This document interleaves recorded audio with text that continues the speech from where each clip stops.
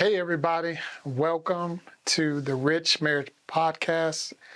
My name is 𝗖𝗍. We're going to be talking about what is a rich marriage. Man, I'm going to have my wife, Jennifer Hall, welcome. I'm going to have her explain, where did that come from? Because we were watching a Netflix series, I don't know if y'all seen it, it's called A Rich Life, and the inspiration came from that particular series, but to say, what is a rich marriage? And we thought about our relationship, man. We've been through some highs and lows. By the grace of God, 18 years of marriage. We're really, really grateful. But my wife, Jennifer Hall here, it's a pleasure to launch this podcast with you. I would love for you to explain, what does that mean? Because when I think about rich, I think about money, but what else does that mean to you? Yeah, rich marriage, as Jason said, we really began to think about this over time, and we realized that we really hadn't, over the several years of our marriage, really sat down and defined what a rich marriage, what a rich life, what rich really meant to us. As Jason said, you typically think about rich and you think, first of all, about money, but it goes much further beyond that, deeper than that. Rich is, what does your rich marriage look like? What is important to you? What do you value? What is the vision for your marriage? And that is what rich is to you. A few things, or a few examples for us were time. We value our time differently than we ever had before in our life. How do we want our time to be spent within ourselves, individually, within our marriage, within our family? We have children. How do we want to spend our time? What does it look like? We want to be able to pick our children up from school every day. We want to be able to be there after school. We want to be able to be at their activities. We want to be present in their lives. We want to be able to have date night and date days whenever we want. We want the flexibility, right? And so we began to really take a deep look at, what is our rich marriage? What does this look like? And what we found is that we were really living in our rich marriage and we hadn't even realized it. But what we also found is most marriages don't sit down and really take a look at, what is our rich marriage? What does this mean to us? And what steps do we need to take to achieve it? That's huge, Jennifer. I think about, for me, like you said, and for us collectively, we found out in the last few years that our rich marriage was time, being able to go to lunch together, being able to pick up our kids from school, take them to school, just spend that quality time with family without the worrying and stress of money. Now, don't get me wrong. We're about to go back, y'all.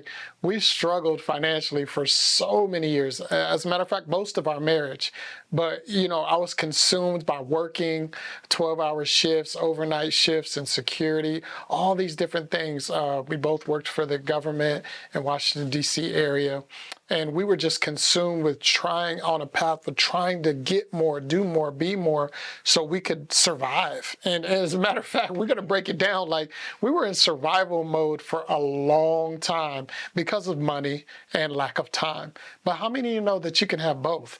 You can have time and money. We discovered that. Through a lot of struggles, through a lot of anxiety, but we discovered that you can have time and money. Both of it's possible. And that's what rich people think. They don't choose one or the other. Rich people say, I can have time and I can have money. Poor people say, I have to work for all the money and I have to be gone for 60 to 80 hours a week, which I've personally done for many years. But rich people say, I can have time and money. And guess what? Most of all, people of God say, I can have what God has for me, which is better than what I think. It's exceedingly abundantly above what we ask or think, according to his purpose. So his purpose is greater. It doesn't take all this effort and all this striving and all this trying to just overwhelm and kill ourselves, but it takes submission. And so we want to go back now. Jennifer, I want to go back, man. We married 18 years, we met in high school. We've known each other for a very long time. So let's go all the way back. I'm going to let her start it off and just that relationship. How did that come to pass? How did we meet and cultivate what is today? Yeah, well, I always start this story off with, it depends on who you ask. Sometimes Jason's story is a little bit different than mine, and True. yeah, give or take. But as Jason said, we met in high school. So we go all the way back to, we ended up at the same high school in '94. Shout out to Seneca Valley High School, back in Germantown, Maryland.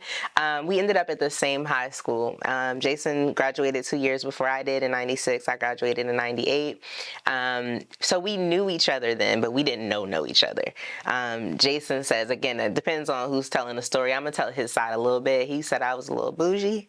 And I said he was a little lame. So we really did talk to each other in high school like that. We knew each other. Our families were intertwined in various ways, but we didn't talk to each other. So fast forward 2001. Wow. Fast forward 2001, there was this huge gap in between graduating where we really didn't see each other, weren't connected with each other at all. And we ran into each other, ironically, in Virginia. I was visiting a sister cousin down there who was in college, and Jason was actually in the Air Force and stationed down there in Virginia. And so one night, we happened to end up at the same club, y'all. Yes, we have a pass. We used to go to the club. We ended up at the same club one night. Walk in, I see Jason standing over by the bar. I'm like, hey, we know that guy. And we ended up talking like the whole night, dancing too. We danced a lot that night. But we ended up talking a lot and catching up. Again, it wasn't like any type of vibe like, pursuing each other or anything like that. We were really catching up. But we had a great time. We did. We exchanged information. I went back to college. I was in Pennsylvania in college at the time. And we kept in touch. It was real casual. We would check in on each other. How are you doing? Whatever, and catch up, seeing what was going on in life. And then fast forward to 2002, the next year, we both ended up back home in Montgomery County, Maryland at the same time. So Jason had gotten out of the Air Force after serving 4 years. I graduated college, and we ended up back in the same place at the same time once again. So in 2002, we really began to just build a friendship. Strong friendship for several years, actually. We were in ministry together, same group of friends, hung out, spent a lot of time together, and really built a strong friendship. I was able to be there for Jason through some really difficult times in his life.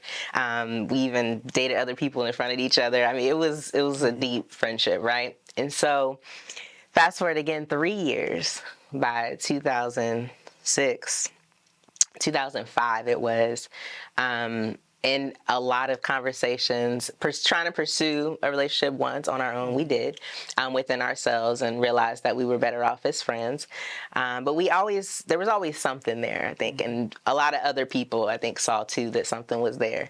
But it wasn't until about 2005 that God allowed us to see each other. And I think over those span of those 3 years or so of building that friendship, that he allowed us to see each other, but he didn't allow us to see each other beyond the friendship until it was his perfect timing. And I think as he was working on us, and we were allowing God to work on us, and as we were building that friendship, that there was this alignment in this time where he allowed us to see each other in a different light. And we realized there was something more there. And I guess I could say the rest is history. And now here we are 18 years later, 5 beautiful children, 2 of them being my bonus sons. But we've been blessed. It's been the hardest, probably toughest thing that we've done.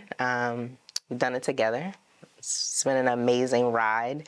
But again, I think the key to this is having the foundation in friendship has been everything for us.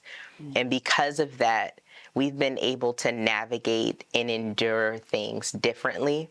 Had we not had that strong foundation of friendship, I think you'd agree with that.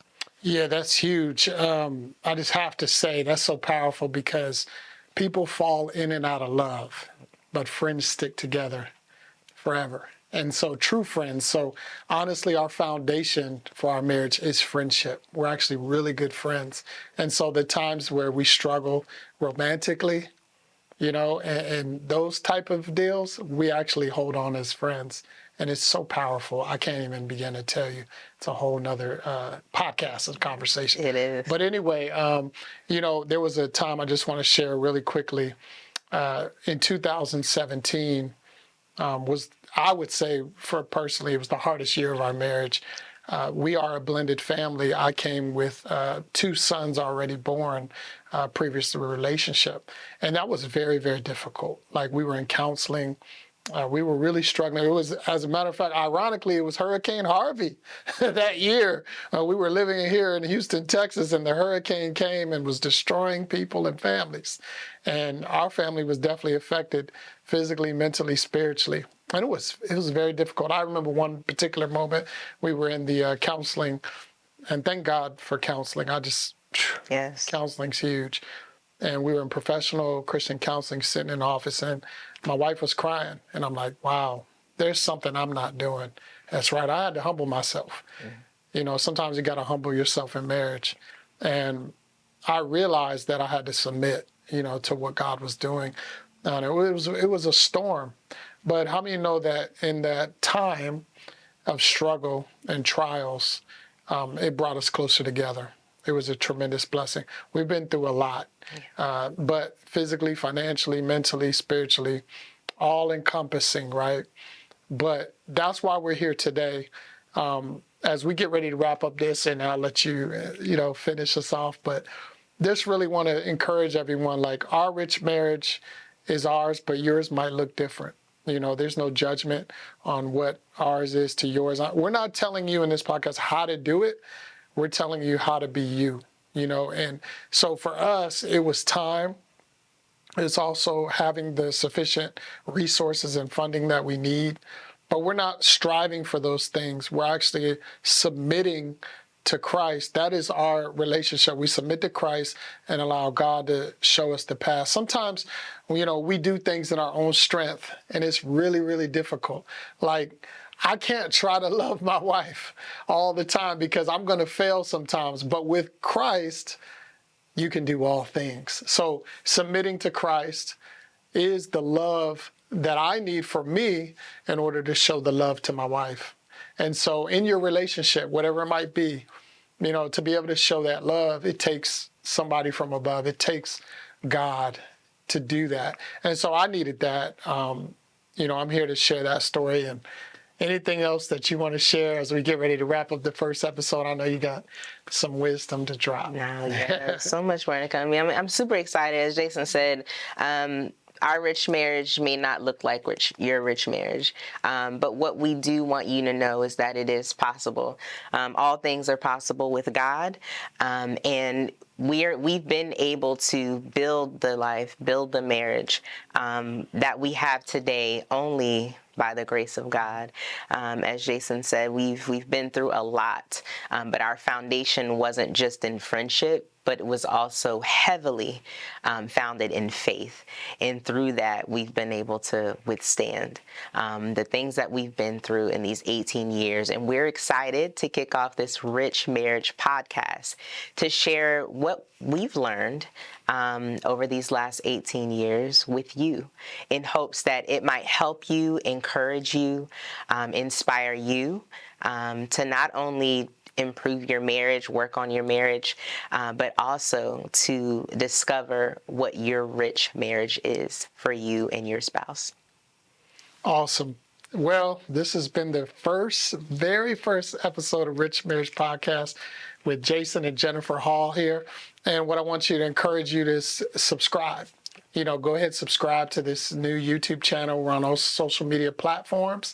We'll be releasing things periodically to encourage, strengthen, equip your marriage, and just share some wisdom. We don't know everything. There's a lot of things that we're learning. Thank God. And I know, and we don't want to take that kind of pressure. We're not experts, but we have experiences. And so those experiences can help you. And we know the man above that knows all and does all things. So this has been Jason and Jennifer Hall. Again, subscribe, and God bless you, and you have a great day.